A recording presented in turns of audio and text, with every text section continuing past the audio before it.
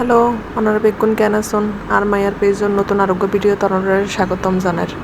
ওনারা তো বেগুন দেখতেও লাগবে না আর মায়ের অবস্থা কি তার শতানি মন লেভেলত জেলে গিয়ে এখন এই অবস্থা করে দাঁত দুয়া উড়িবার ফরইতে যাতে জিয়ান ভাইয়ার তেন মুগত দিব এই অবস্থা করে।